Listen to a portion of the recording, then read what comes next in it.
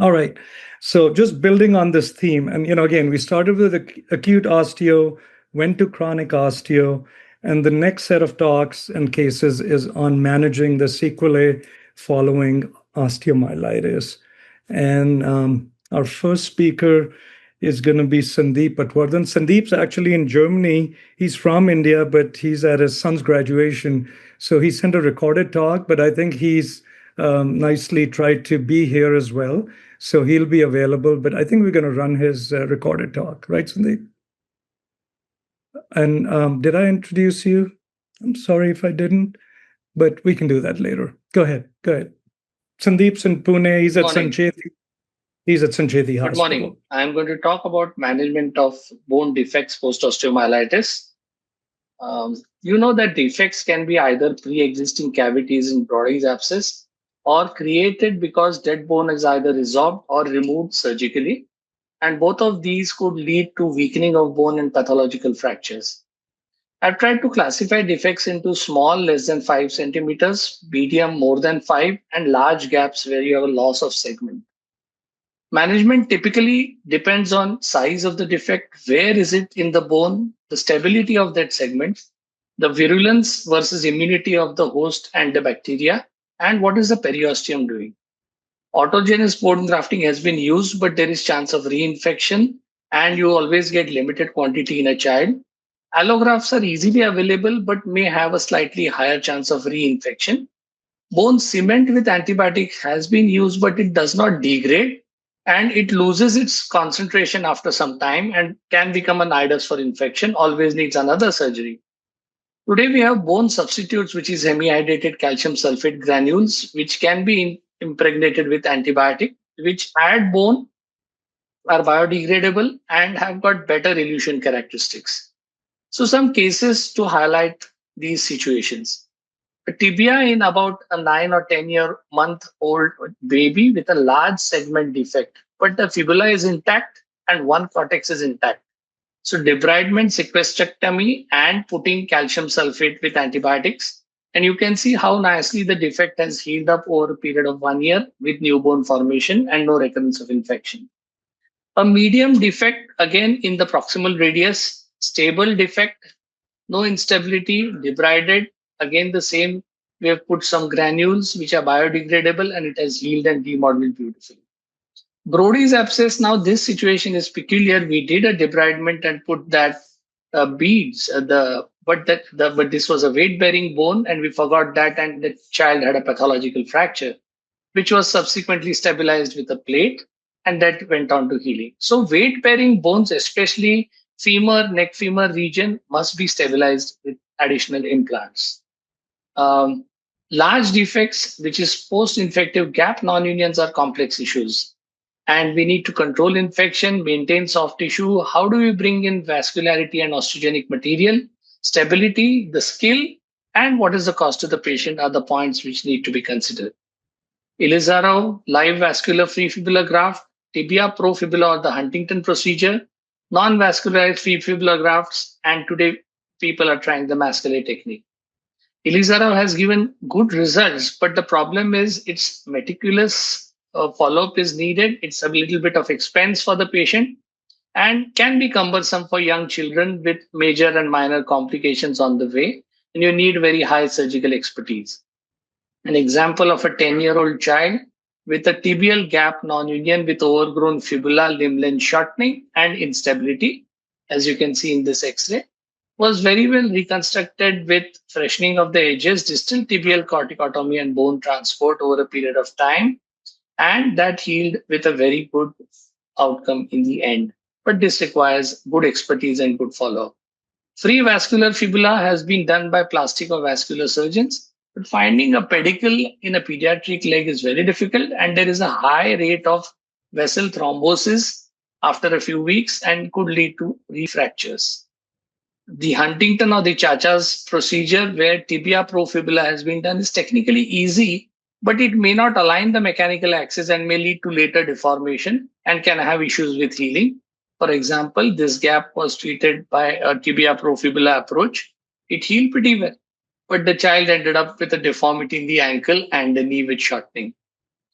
Large defects, I have been using non-vascularized fibular strut grafts after the infection is cleared and it's dry for at least 3 to 6 months. And we have written about this long ago in 2013. We found that non-vascularized fibular struts can also give good results with a 92% union rate after the index procedure at about 9 months. It's simple, no special instruments are needed, can be done by an average orthopedic surgeon, and it's not very expensive. Examples: tibia, initially distracted, and then the fibula has been used from the same side, and that is how it incorporated, and the fibula which was removed has also regenerated. And what we are left with is a little shortening, which can be corrected later. A femoral gap, which has been again reconstructed with fibula, a mini fixator, and a Thomas's splint, went on to partial healing with hypertrophic nonunion, which was subsequently plated, and that healed and remodeled very well and was subsequently lengthened with an orthofix to regain the length. This is another example of a 5-year-old girl with a radius sequestrum and a gap. Now this, after debridement, again, another method can be used, which is onlay grafting, because the canal was very thin and it was not possible to thread in an implant through the bone segment. So what was done was an onlay fibular grafting was done with screws and cancellous grafts at the edges. And over a period of time, you can see how nicely that has healed up with consolidation. That's a 7-year follow-up of this child. Newer addition is Musculoskeletal in defects using bone cement as a first stage. After debridement, you can put a bone block there, let a biofilm or a biomembrane form rather, and then you can reconstruct it with a non-vascularized fibula as shown, and then that consolidates pretty well.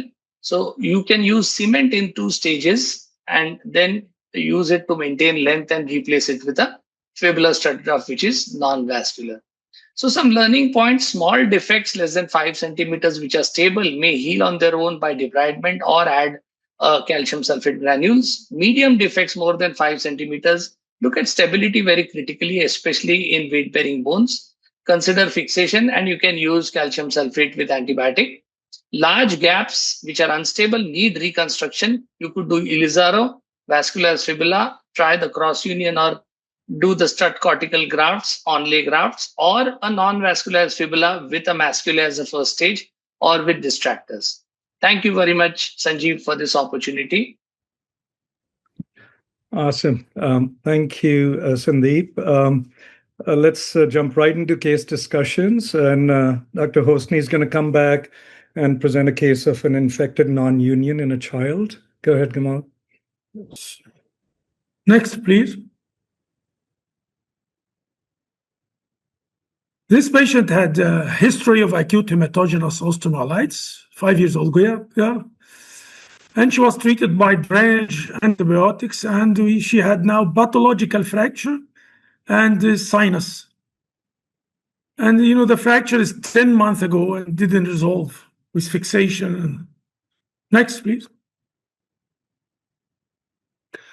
And this is our philosophy. This is infected tibia union. Is radical debridement mandatory? This is not true. So we don't believe in radical debridement of infection in children. Next, please. What we use usually, we try to improve the osteogenic power of the child. So we put external fixation, and we do compression, distraction, cycles of compression, distraction. Next, please. You see, with follow-up. Next, please. You see the union, complete union, without debridement, just compression, distraction, compression. Next, please. And this is with the follow-up. I didn't have the last follow-up. It was after 3 years. The last follow-up, she came two days ago to my clinic, and she's walking normally, but still she have anterior angulation of the femur. Next, please.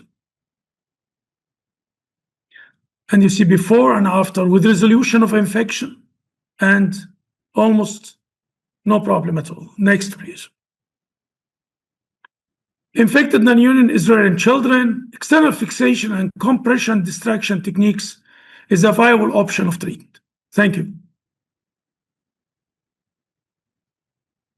Great. Great. Let's see. And now we've got Dr. Emeka Izuagba. Emeka comes from Nigeria. He's again a great friend of ours, and very well informed, a thought leader in the African subcontinent. He's the chief consultant and head at the National Orthopedic Hospital in Lagos, Nigeria. And he specializes in pediatric orthopedic complex limb reconstruction and was a founding member of the Limb Lengthening and Reconstruction Society of Nigeria, and is often a co-faculty.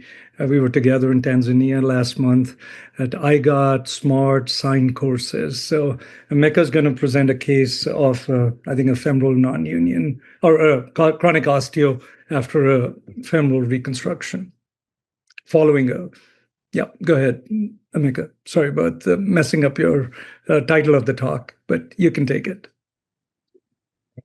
From this part of the world, I'll be presenting, as introduced, femoral reconstruction for in the case of chronic osteomyelitis. Next slide, please. So my patient is an 8-year-old male that presented to our facility with pain, swelling, and drainage, with limited mobility of the right thigh, left shoulder, and left ankle. He developed these symptoms about 6 weeks prior to presentation following a febrile illness. He had some treatment at the traditional bone setters, and later at the private hospital, when the symptoms became worse, he was subsequently referred to a facility where the clinical conditions did not get any better. At presentation, he appeared chronically ill-looking and distressed. There was swelling and tenderness in the right knee, left shoulder, and ankle, with residual multiple sinus tracts noted in these regions. He has no other comorbid illnesses. Hemoglobin genotype was AS, and he is not on any immunosuppressive medications. Next slide. Okay, so this is the clinical picture. You can see the swollen knee. That's actually a detached long segment of sequestrum that was causing him a lot of distress, and as shown in the radiograph and in the radiographs of the left elbow, left ankle, and the right shoulder, you can see the amount of destruction that has occurred from septic arthritis. Next. So we made the diagnosis of multifocal bone and joint infections featuring the chronic osteomyelitis of the distal right femur, post-septic destruction of the right knee, left shoulder, and ankle joints. He has sequestrectomy of the right femur with arthrotomy of the shoulder and ankle joints. The culture of the sequestrum cultured staph aureoles were sensitive to clindamycin and cefuroxime. Above knee cast was applied to the right thigh, which was converted later to a functional cast brace while antibiotics were continued. He was left like this and followed up in the outpatient clinic afterwards for the infection to settle and for the bone to recover from the acute insult. No further drainage nor bone spicle extrusion was noticed. Next. So almost 2 years after, he was still seen in the clinic ambulating with functional cast brace and a pair of auxiliary crutches. Active infection has completely resolved clinically with no laboratory indicators of infection. All the markers were all normal.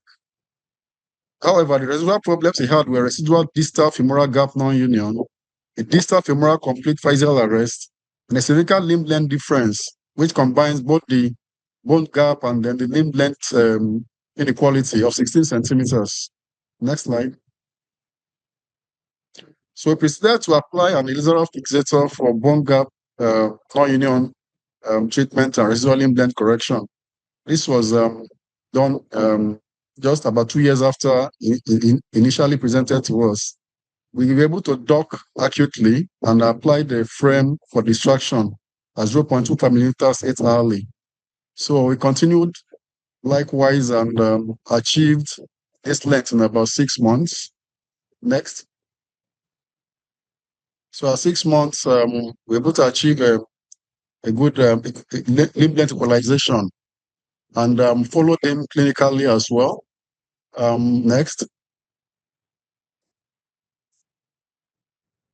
So during the lengthening, we noticed that the femoral head was subluxating with some reduced coverage. So lengthening was discontinued since significant length has been achieved. And since we don't have multiple opportunities to go to theater because of the indigent nature of the patient, we had to do a one-step treatment to remove the frame and correct that subluxating hip joint. So we did a varus osteotomy and then took fibula from the tibia to augment the regenerate and plated it. Next slide.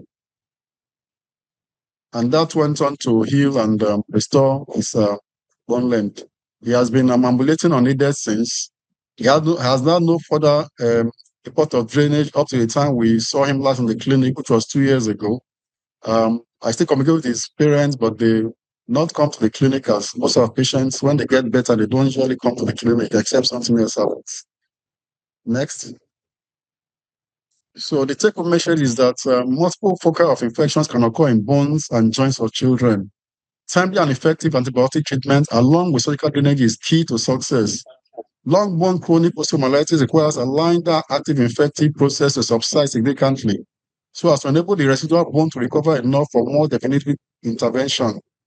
The overall aim is to improve functionality, independence, and quality of life, and long-term follow-up is very helpful in monitoring overall long-term outcomes. Thank you very much. Excellent. Thanks, Emeka. And I'm really impressed. We've got still 200 plus participants that are actively listening. And of course, 750 plus have registered. So yeah, and faculty is all here too. So I love it. Dr. Eidelman's going to talk to us about post-sepsis disappearing lateral femoral condyle. Go ahead, Mark. Thank you, Sanjay. It's pretty rare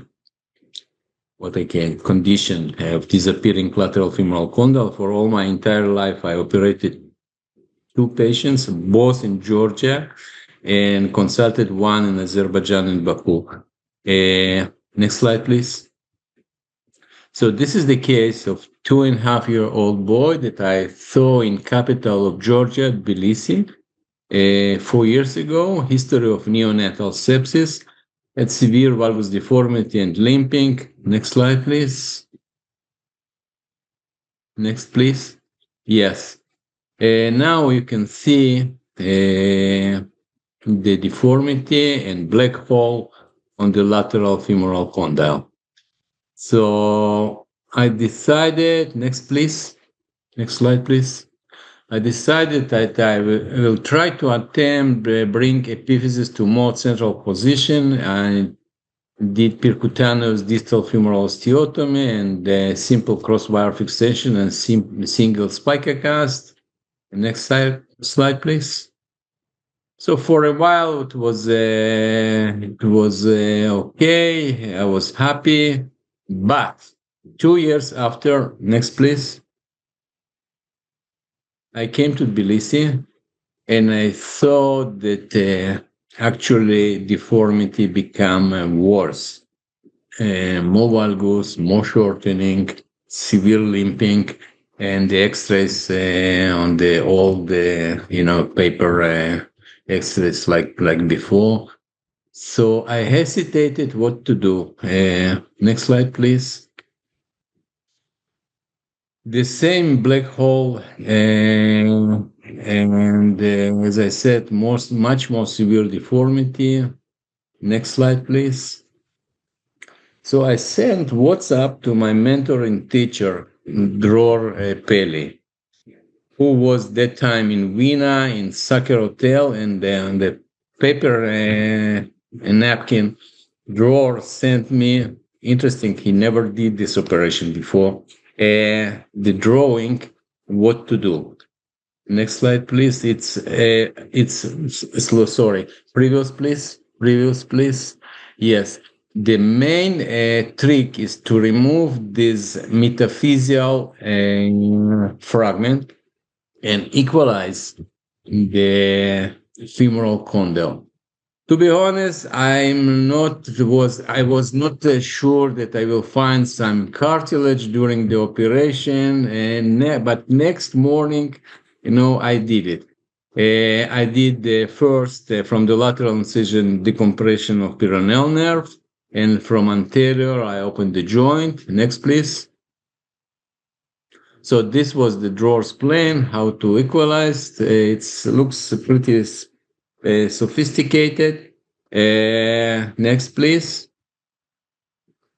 But to my surprise, I found the cartilage. Okay, you can see next, please. You can see next, please. You can see the cartilage. The cartilage there. It's not easy to find proper plates in the hospital in Tbilisi, but fortunately, I have two old plates. I put one medial, one anterior, and this was the appearance, clinical appearance, and you can see my screws in the downloaded lateral femoral cartilage. Next, please. So this was the picture 6 weeks later, and you can see on the x-rays that you can see the lateral femoral condyle there. Next, please. So this was the picture year after, and I came to Tbilisi 20 months after of the initial operation. Next, please. And you can see the range of motion and clinical appearance of the knee joint. Of course, it's a little bit valgus. Of course, it's shortening of the limb, but the knee joint is completely different from what I started. Next, please. So 20 months after I did the hemophysiodesis, and believe me or no, I found copy-paste the same disappearing lateral femoral condyle in another girl, and I removed the plates from the boy. I operated this girl and did the same operation with the same plates, and she's now okay. It's a year after with good alignment. So there are many questions what to do now, how I will deal with shortening. Should I do contralateral distal femoral epiphysis? And what's the timing for additional surgeries? It's not really, I know what's the answers, but next, please. For me, despite that black hole on the image, cartilage is still present, and we can reconstruct the knee joints. It needs several interventions that should be performed before skeletal maturity, but I'm very optimistic about these joints. Thank you. Excellent. Mark, you should write it up even with short-term follow-up. I think it's a great idea. You can maybe even apply it at other places too. Other parts of the body. Next, it's my pleasure to introduce Phil McClure. Dr. McClure is the director of the International Center for Limb Lengthening at Rubin Institute for Advanced Orthopaedics, and he's the chair of the Baltimore Limb Deformity course. That's the iconic course that's been running for, 30 plus years. And Phil's the chair, and it's a great 5-day course. If any of the participants want to immerse themselves, I know this is a very quick webinar, fast-paced, but if you want more details, learn the principles, then the Baltimore Limb Deformity course is the place to be. All right, so Phil's got 2 talks, all right, Phil, and You're going to do both one after another. All right, take it away, please. Great, thank you. I'm very excited to be here. Thank you, Dr. Sabwal. I appreciate the opportunity, and in these 2 cases, there's going to be a few references to priorities off on the side, and that's a hierarchy of needs of limb deformity reconstruction. Number 1, obviously, is a sterile environment, so clean, no infection, etc. Then intact bone segments, then stable joints, then alignment and leg length discrepancy. And we're going to go through some decision making in pediatric cases. I think we're starting with the older patient, and then we get to a younger patient just to highlight the needs of pediatrics in particular. Next slide. So our first one, we have someone kind of on that border of the 10-year-old transition toward adulthood that was suggested before. She's 9, presented with fevers and chills in an outside hospital and leg pain. Next slide. She gets a debridement and treatment, but then after some time in the ICU, DVT, et cetera, has progressive deformity and develops this non-union and bone defect. Next slide. So as she comes to us, she has this problem of a distal tibial physeal arrest. maybe. We're not quite sure yet on this imaging, and a varus deformity as well as some sagittal plane. Her soft tissues are closed, but she has had intermittent draining sinus. Next slide. So here we are debriding, doing a fibular osteotomy in order to work on some alignment at the same time as working on this bone defect. And we talked a little bit about Masculet in the setting of infection. I do use it for post-infectious, but I don't graft if there's any question. Next slide. So we're working on intact bone segments and using Masculet. Next slide. Here's, I think, her first spacer placed. She's still, actually, yeah, this is her first spacer. So the osteotomy was after. These got a little out of order. But we go back. Next slide. Next slide. That's the varus. And we do our osteotomy. We get a second spacer in and then return for our grafting here. A little bit of atypical pin fixation here. We've got a half pin anterior to posterior in the medial malleolus outside of the articular surface and 2 olive wires holding the epiphysis. I'm hoping to save what looked like it might be a viable physis. And we've got our autograft in. Next slide.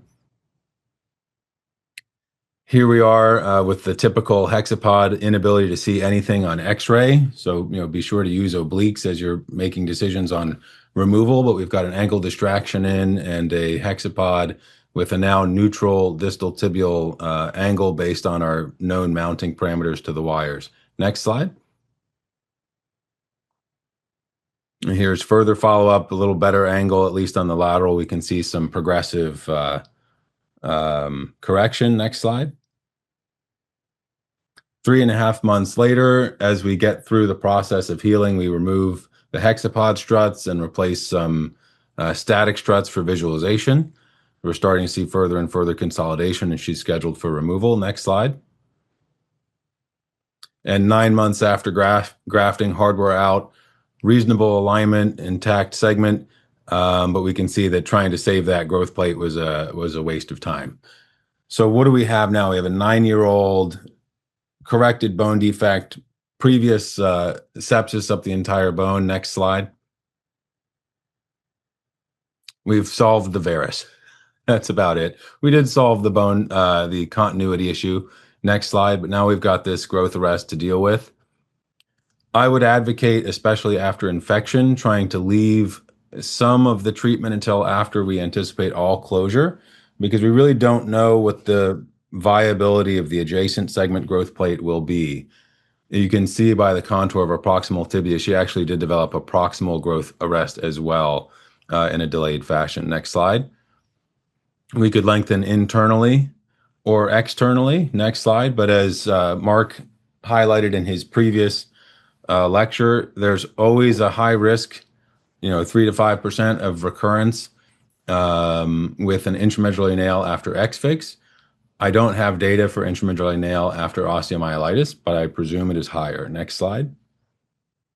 So she gets simple lengthening with a tibial external fixator. Next slide. Progresses nicely. We see our osteotomy moving in our first 2-week spot. Next slide. Some slow regenerate formation, but formation nonetheless. Next slide. Improving regenerate at 4 weeks. Next slide. At 6 weeks, we're continuing to lengthen. We see them every 2 weeks to monitor for contracture, as was brought up earlier. Next slide. And at 8 weeks, we finally have some regenerate covering the full segment. We've been going very slow. As you can see, the size of this defect relative to the mag ball off to the left. Next slide. And we get her neutrally aligned and length stable. Frame off, and she returns to all activities playing soccer, knowing always that she will have had deep osteomyelitis, as mentioned before, and there's always a risk of recurrence. Next slide. So these are the learning points. With Masculet for void restoration, you want to have a low threshold for spacer exchange. On this case, I put a cob on the lateral aspect of the distal tibia during removal and thought I saw some purulence, so we delayed another 6 weeks with a new antibiotic spacer. You can maximize fixation in small segments with divergent fixation points, and you always want to educate your patients to monitor for delayed manifestations of their original infection. Yeah, I think we can go to the next slide. Anybody wants to go fishing with me, just send me an email. Next slide. So we'll have similar teaching points, slightly different case here. Next slide. So here we have a 2-year-old. He presented to our institution like this. He had life-threatening sepsis at 3 months of age. Next slide. He's had multiple debridements of osteomyelitis. He was in the ICU for an extended period of time. It was complicated by a DVT. Next slide. And he's currently walking with a brace, but he's been recurrence-free for an extended period of time. Next slide. So the problems that we're dealing with, we have a diaphyseal bone defect, distal tibial growth arrest, most likely. You can see that taper above the epiphysis. We might have a proximal tibial growth arrest. We can see that again in the change of the contour of the physis, and we already have a leg length discrepancy. The ankle varus is visible on other films and clinically, but can't be seen on this long leg. Next slide. So with someone this young, we certainly have the options of free fibula, bone transport, etc. But as we're making these options, we need to remember the impact of the distal tibial growth plate, about 30 to 40% of total length, and the proximal tibial growth plate for the remainder of the length on his long-term plan. So for this, we chose Musculoskeletal to preserve any future lengthening as a first lengthening. There's good experience in the LRS community and the Asami around the world that second, third, and fourth lengthenings just don't do quite as well, really in any way, compared to the first. Next. So he gets posterior iliac crest bone grafting and internal plate. Next slide. 4 months, he has a small nonunion. Next slide. And gets revision grafting of his non-union site, as well as an attempt to close down the distal fibula. Next slide. And 5 months, he's fully healed in that segment. Next slide. So now we have a 2-year-old. We've solved, or at least temporarily solved, the diaphyseal bone defect. We still have the distal tibial growth arrest. We still likely have a proximal tibial growth arrest, and we still have some leg length discrepancy. We still have the ankle varus as well. Next slide. So here we combine the alignment osteotomy for his varus, as was mentioned by Mark earlier. An arthrogram can be very helpful in determining your true joint lines and contour of your intra-articular structures in young children. So we do a varus opening wedge. Next slide. To take away the varus alignment. Next slide. We still have the distal tibial growth arrest, and we probably have the proximal. Next slide. And the leg length discrepancy we can actually address at the same time in this case. Next slide. So in the same procedure, we applied a hexapod with a protection of the lower osteotomy and a proximal osteoplasty of the tibia with a midshaft fibula. Next slide. And he forms nice regenerate, followed along the same manner as the previous patient. Next slide. So we now have our 8-year-old. The bone defect has been addressed. The growth arrest remains viable as a issue to deal with, as does the proximal. The leg length discrepancy is currently addressed, as is the ankle varus. Next slide. And this is the progression of him over the years. Next slide. So we've taken his sterile environment and restored intact bone segments, restored a stable joint and range of motion, and we have alignment. So here he is at 8. But you can see the distal tibial growth arrest is complete. The proximal tibial growth arrest is questionable. And we are now looking at a second rather than a third proximal lengthening because we were able to use Musculoskeletal for the first diaphyseal defect. Next slide. So the teaching points, repeat grafting is common with Musculoskeletal, I don't know that we should see that anymore as a complication than we do pin infections or needing to return to remove a wire for a bone transport. We're still going to be monitoring this child for delayed manifestation of his original infection for the rest of his life. Double level correction can be used when needed, either combined acute or gradual. And we want to do our best to optimize the local biology for distraction osteogenesis. Sometimes that entails alternative strategies in order to optimize future reconstruction. Thank you. Excellent. Thanks, Phil. There's a lot of stuff in there.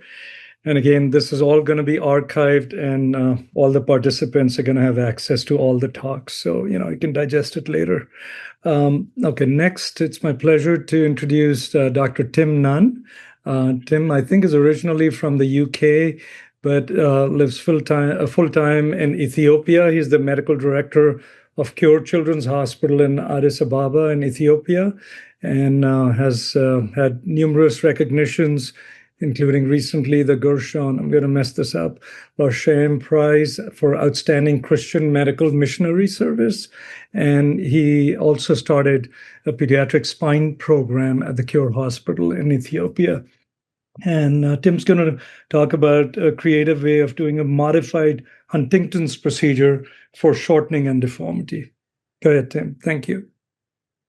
Thank you very much indeed. So I'm going to present this topic to demonstrate the utility of a modified Huntington's procedure to address shortening and deformity in the presence of a bone gap. And this is the commonest presentation type of bone gap to our institution. Next slide, please. So during my residency, I learned the 4 S's of post-chronic osteomyelitis bone gap reconstruction principles: to sterilize and remove dead bone and biofilm, to straighten, to achieve mechanical alignment, to stabilize, and a circular fixator for that is useful, and to stimulate using corticotomy principles and distraction osteogenesis with weight bearing and adequate nutrition. Next slide, please.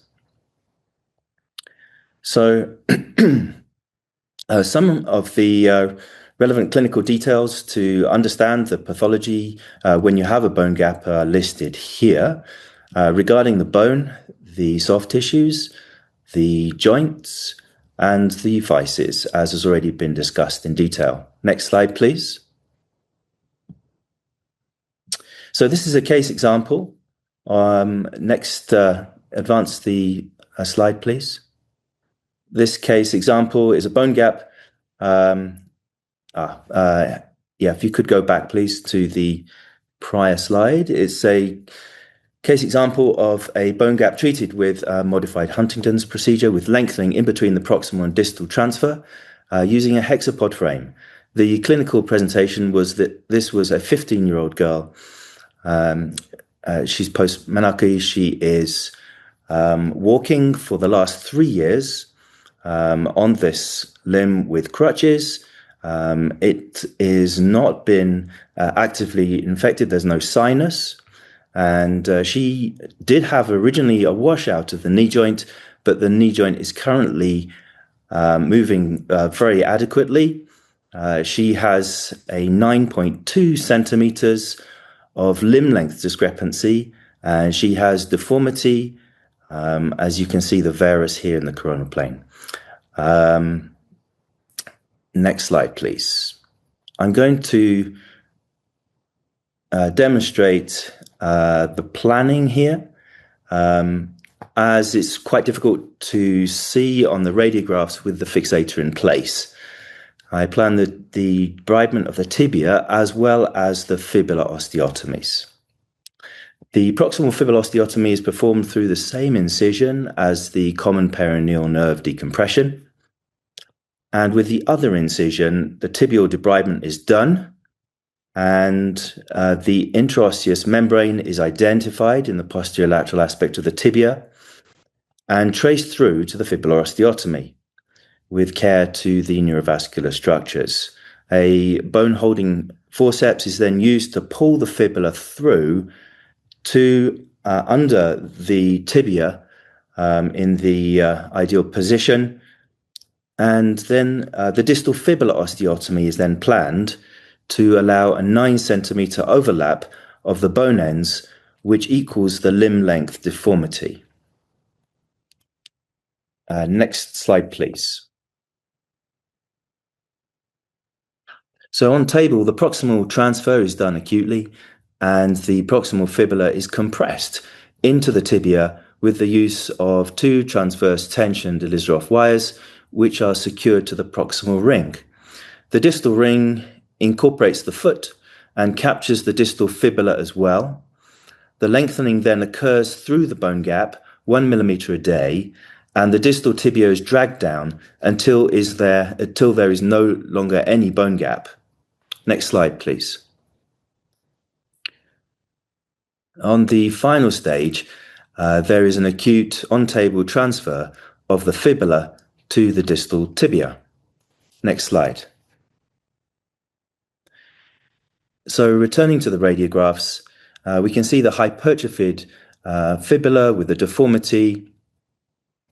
And on the right side, you can see the picture after X-ray after the initial first stage procedure was done with proximal transfer of the fibula under the tibial segment and a compression of that. And the yellow arrow highlights the debrided distal tibia, which is then going to be dragged down by the frame. Next slide, please. So after lengthening through the bone gap, there is a slide missing here. But after lengthening through the bone gap, the patient returns to the operating room for an on-table distal fibula transfer. And in this case, wires were placed and compression applied. The frame was removed, and these are X-rays taken 10 months after removal of the frame. So after removal of the frame, there is after 3 months we can allow continued weight bearing with a cast, and you can then start to see the hypertrophy happen very rapidly. Next slide, please. So the ipsilateral fibular transfer advantages is that it is a simple transfer, it's vascularized, and there is possibility to achieve deformity correction in the sagittal, coronal, and the axial planes. Next slide, please. As well as being reliable, it's also primarily a soft tissue lengthening through the bone gap, and it's not a problem if the regenerate is poor. Thank you. All right. Thank you so much, Tim. That was a great case. I'm sorry for the missing slide. You can always pass it on and we'll include it at the end. Okay, so next we have Dr. Hosny. He's going to come back and talk to us about infected bone and soft tissue gap. Gamal, thanks, please. Sanjeev. Yeah, thank you. Next, please.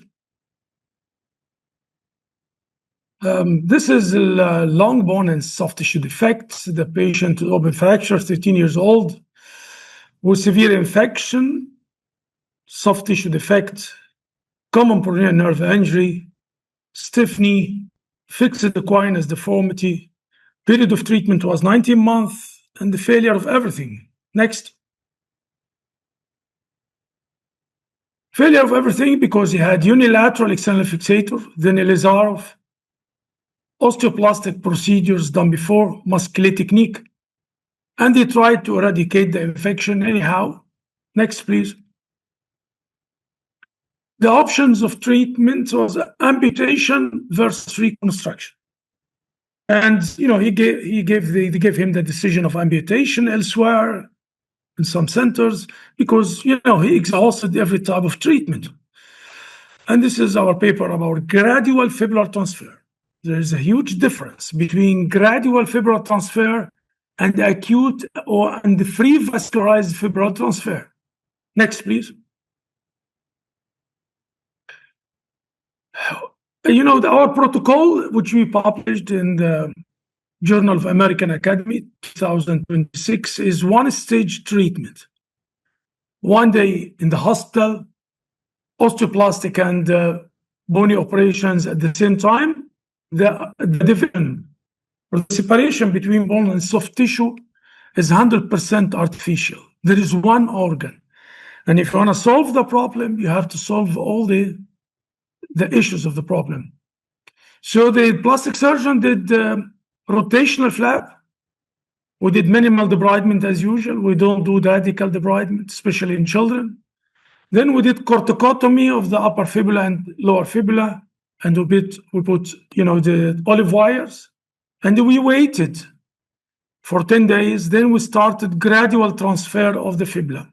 This is transverse fibular transfer, which increased the blood supply.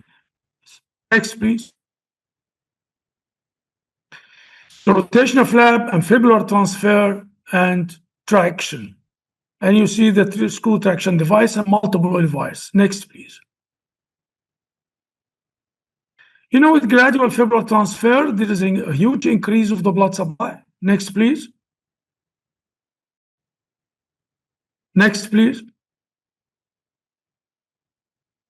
You see the transfer, complete union, the same length, the skin is okay, soft tissue defect disappeared. Next, please. With follow-up, we discovered that the patient has two tibias, the fibula and the tibia. Okay. We thought at the same time, because this is the muscular, but now with developing experience in adults, even if the patient, they didn't have muscular, they still have part of the tibia, even adults. If you do gradual fibular transfer or transverse fibular transfer. Next, please. So 7 years follow-up, you see the length, you see the shape of the tibia, and this is long-term follow-up. And this is our one-stage treatment protocol for neglected, infected bone and soft tissue gap. Next, please. This is one-stage treatment. Thank you. Thank you so much, Gamal. That was awesome. And next, it's my pleasure to introduce my dear friend, Dr. Mathew Varghese. Mathew is the head of the Department of Orthopedics at St. Stephen's Hospital in New Delhi, India. He chairs the largest clubfoot program, the Clubfoot International India Trust, and he is a well-known expert in treating polio patients or post-polio patients, clubfoot, and he's a big advocate of road traffic accident prevention. He also has gotten many recognitions, humanitarian awards, including the recent one, the One International Humanitarian Awards. And I think Matthew's got 2 talks back to back. So Mathew, take it away, please. Thank you. Thank you, Sanjeev. Thank you. It's an honor to be here. Next slide. Correction of flexion deformity of knee.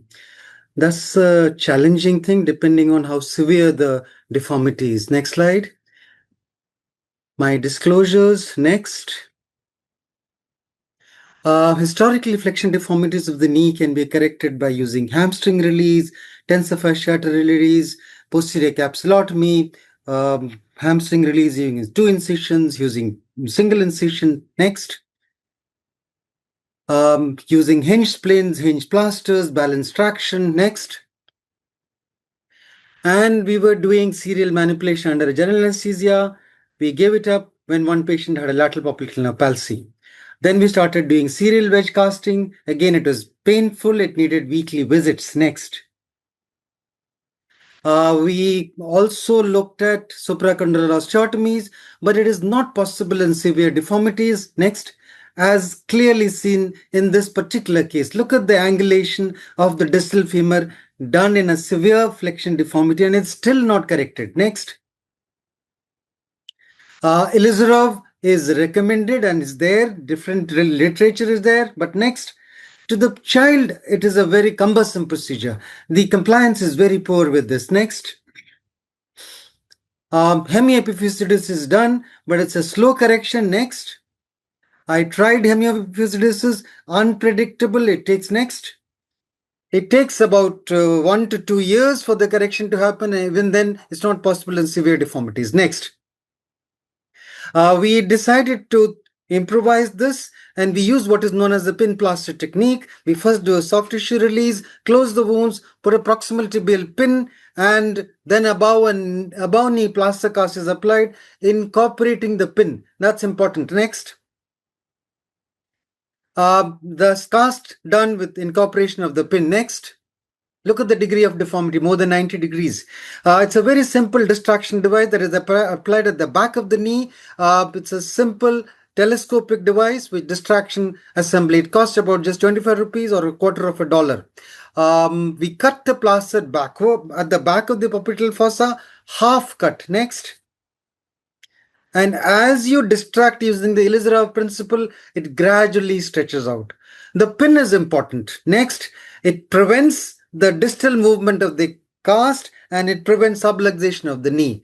After correction, the patient can be given a brace and it is fully corrected. Next, we did this procedure in polio first. Now we do in all kinds of flexion deformities of the knee. Next. That's how it is. Soft tissue release followed by pin 2.5 mm K-wire in this child. Next. When we feel the deformity is too severe, the plaster is included. Next. When we see the deformity is too severe, we put 2 pins so that there is stress distribution between 2 pins instead of 1. Next. Incorporated in the cast, adequate padding in the knee, adequate padding in the ankle. Next. Next. And the plaster is cut at the back and is distracted solely using Ilizarov principle. Next. We did a trigonometric analysis showing how the distraction progresses. Next. When the trigonometric analysis shows next that when you have this at 90 degrees deformity, it's predominantly translation that happens. When the limb is straight, next, when the limb is straight, the forces are predominantly distraction forces. Next. That's it. Predominantly distraction forces. It's a simple trigonometric analysis of the vectors of the forces in this. Next. That's just to show how subluxation happens when you try to correct the knee deformity in these cases. Next. Next. If the plaster comes apart at the top, then the distraction is no longer functional. Next. That's a child, very active, but has a flexion deformity of the knee, still dancing like this. Next. She had infection, septic arthritis with the fracture also. Physis is damaged, everything is deformed. Next. After the pin plaster technique is applied, next. She's on YouTube. After deformity correction, she's on the ramp. Just look at that. Next.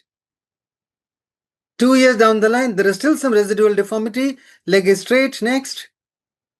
She walks with a brace. Next. And still continues to dance. 2 years down the line, she's grown up and happily dancing. Next.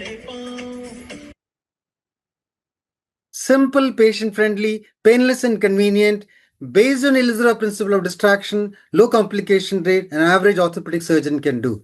Thank you very much. The next case is an ankle deformity correction using a modification of Ilizarov. Next. Again, my disclosures. Next. This is a patient who had a post-traumatic infection of the ankle with loss of medial malleolus, with infection in the ankle, with gross varus deformity that was there. When he came to me, the infection had been controlled. 5 years down the line. Next. You can see the varus deformity was there, scarred skin was adherent to bone. It's a painful, stiff ankle. Next. That's the deformity that you can see. No medial malleolus is there. Nonunion of the fibula is there. Next. Possible solutions. Primary ankle arthrodesis may have caused excessive shortening. We could have lengthened it subsequently, yes. But since there is growth plate was not there, that is not a challenge. Deformity correction was done first in this case, and then we did the arthrodesis. So we reduced the amount of bone that we resect, reduced the degree of shortening that is there. Next. Normally, this is done using Ilizarov technique, but the foot component of Ilizarov technique is a little tricky for many doctors. So we found that Joshi's external stabilization system very useful in such a situation. Next. That's the frame. The Ilizarov rings are there. The Jess frame is there in the second picture. The third picture is an improvisation of a Jess distractor assembly. We take off the block at the proximal end and we only have the distal block with the holes for the pin to be locked in. So we marry the two using this device, which is the distractor assembly, with the proximal block of the distractor assembly taken off. Next.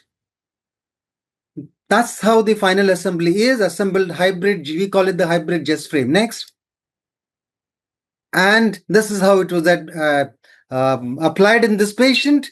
Gradual distraction, Ilizarov distraction method of 1 millimeter per day. Next. Deformity corrected. See the gap in the ankle joint that is formed, but the further movement is prevented by the deformity in the fibula. Next. Further distraction. Next. And then that's the clinical picture. Next. Next.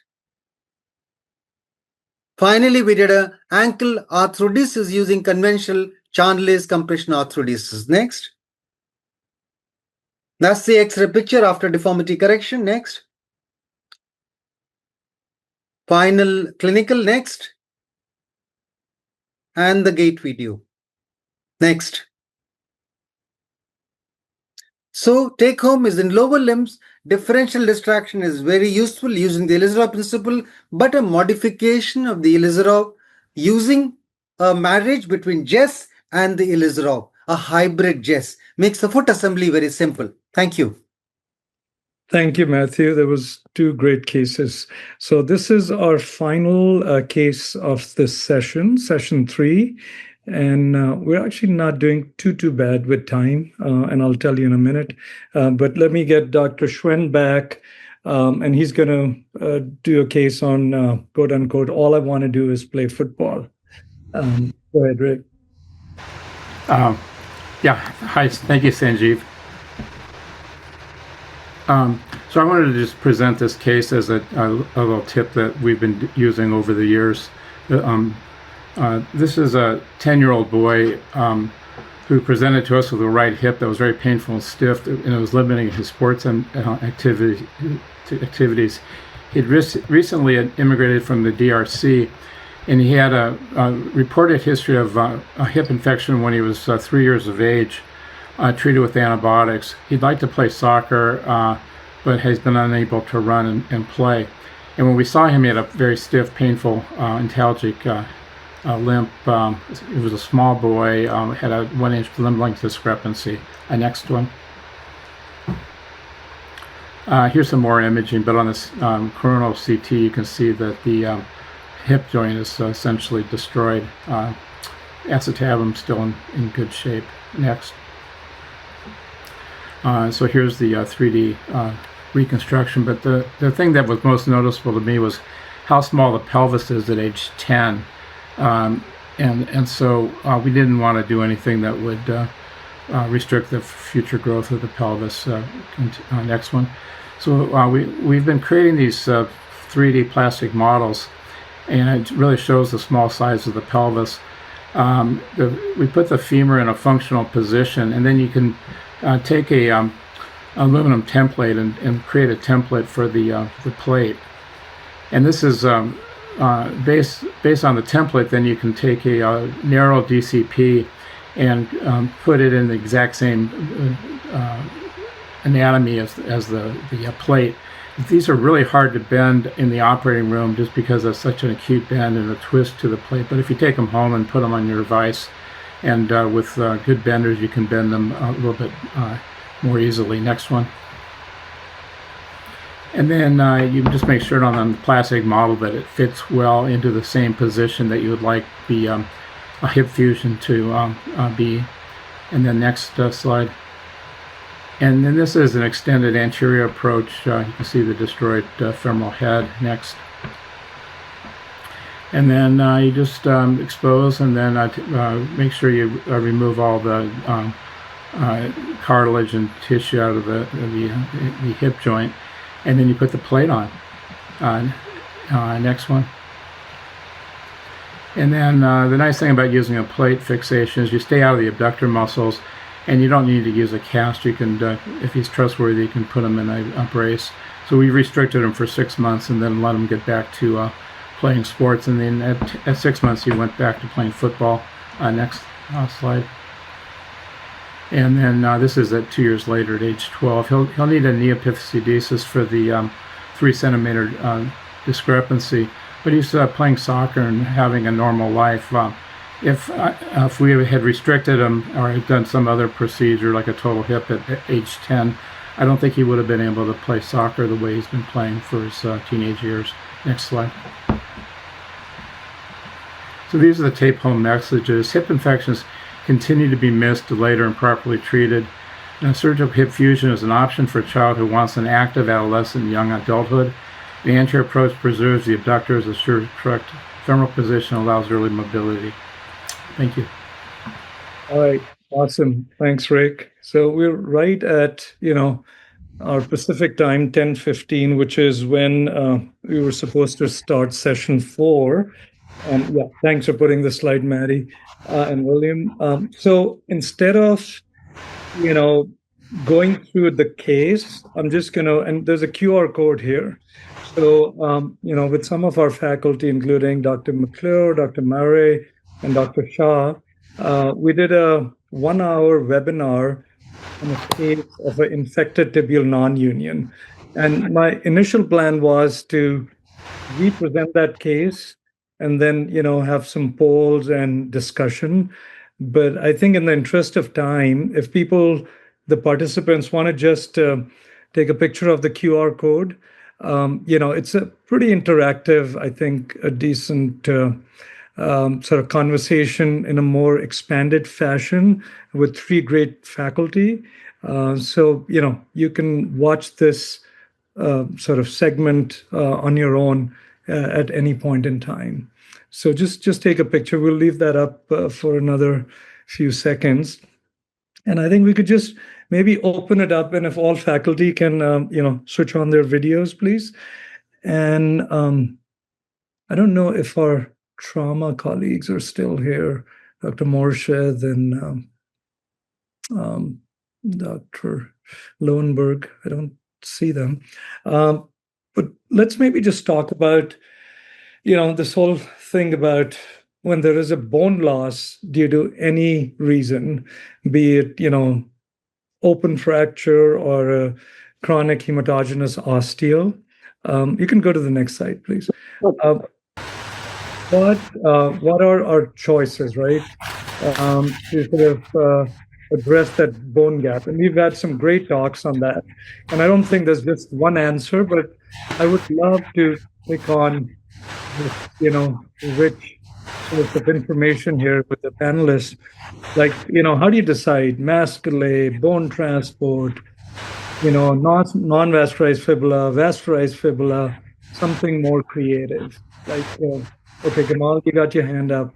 So yeah, why don't you start? And we've got maybe 5-7 minutes before we move to the next section. Go ahead. Yeah, for sure, there is no one-size-fits-all solution. And usually the decision is intraoperative. When you open and you do your debridements, you can change your mind. And you need the plastic surgeon with you. Even if he's saying something like he needs amputation, but you need him for sure. For the plastic surgeon to work, usually we work together. After you finish the debridement, you see the ability to do a rotational flap or whatever it is, and we can do shortening according to the available rotational flap solution, and we can do angulation to reduce the gap. We can do iatrogenic deformity to reduce the gap to allow him to do rotational flap or something like this. In our policy, we usually do one-stage operation. So we don't do stages. To whatever the size of the problem, just we do one stage. And Many times we do transverse fibular transfer, especially if you have bone and soft tissue gap. We think that bone and soft tissue gap there is no division called bone and soft tissue. It's one gap. And when we try to solve it, we solve it in one stage. We don't think in stages or something like this. The second point, it depends upon the etiology, because in war injuries, the soft tissue injury is terrible. It's not related to the fracture or something like this. You can have just a puncture compound or an open fracture, just a small one, and you have huge soft tissue maceration or injuries or something like this. So the etiology is different too. That's it. Thanks, Gamal. I mean, you're right, but sometimes we need a plan just to inform the patient. So I'm sure you go in with a certain plan A and a plan B, probably, right? Yes, we tell him the plan, but we tell him perhaps we are going to change everything according to the situations, because you cannot judge the infection beforehand. Sometimes it looks like very simple, very easy, and you go inside, you have to resect 15 centimeters. And sometimes it's the opposite, because the x-rays show you the reflection of this. You don't see the real bone, the living bone, especially you have implant inside. You have implants, so you have to open and you have to see everything yourself. I know. Okay, so Sandeep and Phil, but let me ask you one follow-up. Is there a limit to how much shortening you can do acutely, and let's say for the tibia? Or what's your... And I mean, I'm sure it differs between an acute shortening after a trauma, open fracture, versus, let's say for a chronic osteo with resection. Do you how do you gauge how much to shorten and how fast? And others can chime in.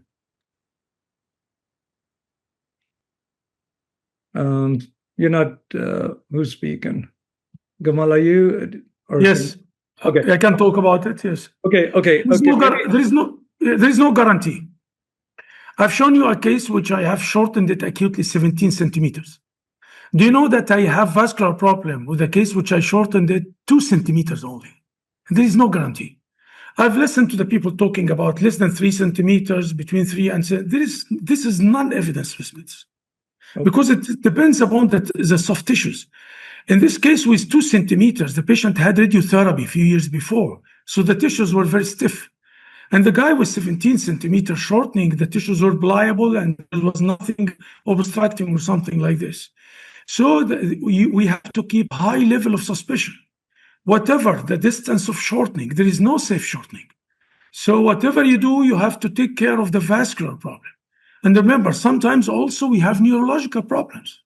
You can judge the vascular problem immediately. We know that. You can see the oxygen saturation, you can see the pulses, but sometimes with the neural problems, you cannot judge it intraoperatively. And you are going to see common peroneal problems postoperatively. Thanks. All right, Sandeep, and then Phil. Yeah, Sanjeev. So I just wanted to make a small comment here. We saw beautiful cases treated by various methods. But see, you have to first decide when you're dealing with gaps, where are you practicing and where do you come from? And what is your training bias? A lot of people have a training bias where a certain kind of approach is gold for them because of the years they have put in. What is so simple for Dr. Gamal is terribly, terribly difficult for somebody who's starting out practice and has no exposure. I think some non-negotiables should be eradication of infection and bringing adequate soft tissue and vascularity. And once that is done, any method you saw works, whether it is modified Huntington or a free fibula or a dead fibula or onlay or hexapod. So I guess the message for the trainees should be that we are dealing with a complex situation. It cannot be very simplistic as it is made out to be, because these cases are done by experts. That's the only thing. Great point. Phil? I'd like to highlight the importance of Dr. Hosny's answer for the shortening. It's a nice kind of microcosm of this entire topic. There's no this works, that works, always, never. I think it's fair to say if you're always treating a bone defect with the same technique, you're probably missing the optimal solution, at least sometimes. So you need to be aware of the tools you have, what they're good for, what their risks and liabilities are for short term and long term, and try to make a plan that gets the patient to skeletal maturity and function to the best of your ability. But there is no one size fits all, or necessarily one solution fits best, even for cases that seem fairly straightforward. Yeah, what a great way to end this discussion. Maddie, can you just go to the final take-home points, please? Or William? Yes. All right, there you go. So again, there's this concept of, limb optimization, and I think that fits really nicely with our discussion. And like, Phil just said, it's not just one size, and, limb optimization, maybe a lengthening, maybe an acute shortening followed by lengthening, maybe a transport, Sequelae, or even an amputation.